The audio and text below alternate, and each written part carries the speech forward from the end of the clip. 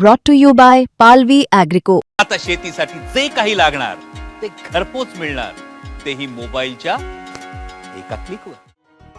BMC निवडणुकीआधी Uddhav ठाकरेंना पहिला धक्का।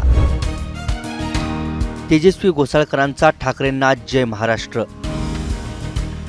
नाती बदलू शकतात पण ऋणानुबंध नाहीत। वेदनेतून घेतलेला निर्णयही प्रामाणिकतेशी तडजोड करत नाही, अशा शब्दात एक पत्र पोस्ट करत घोसाळकरांनी शिवसेना सोडण्याचा निर्णय जाहीर केलाय। तेजस्वी घोसाळकरांच्या भल्या मोठ्या पोस्टमध्ये दोन मुद्दे अधोरेखित करण्यासारखे आहेत। अशा वेळी मला केवळ पदाची नव्हे तर मनापासून निर्भीडपणे आणि मोकळ्या मनाने साथ देणाऱ्या ताकदीची गरज आहे, हे मला वारंवार जाणवतंय।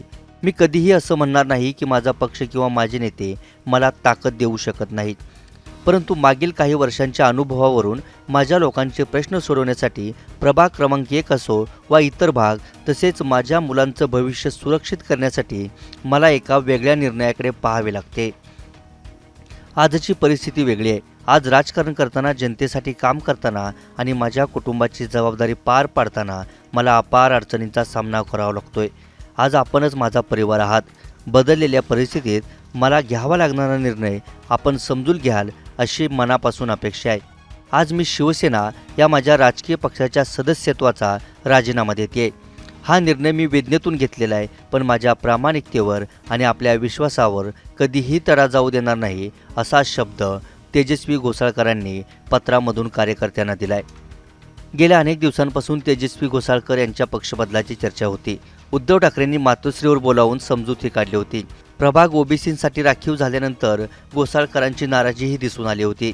अखेर या निर्णयावर शिक्कामोर्तब करत घोसाळकरांनी उद्धव ठाकरेंना जय महाराष्ट्र करत शिवसेना सोडली। घोसाळकर परिवाराचा दहिसर आणि बोरिवलीत मोठा जनसंपर्क आहे। आतापर्यंत शिवसेनेच्या वतीनं घोसाळकर परिवारच खिंड लढवत होता। आता मात्र उद्धव ठाकरेंना ऐन बीएमसी निवडणुकीच्या तोंडावरच नवा शिलेदार शोधावा लागेल। सकाळी राजीनामा दिल्याचं जाहीर केलं आणि त्यानंतर 2च तासात तेजस्वी घोसाळकरांनी मुंबई भाजपचे अध्यक्ष अमित साटम यांच्या उपस्थितीत प्रवेश सोहळाही उरकून टाकला। त्यामुळे एकीकडे ठाकरेंची बाजू कमकुवत झालेली असताना भाजपला मात्र दहिसर बोरिवलीमध्ये एक बडा खिलाडी मिळालाय, ज्याचा बीएमसी निवडणुकीत निश्चितपणे फायदा होईल।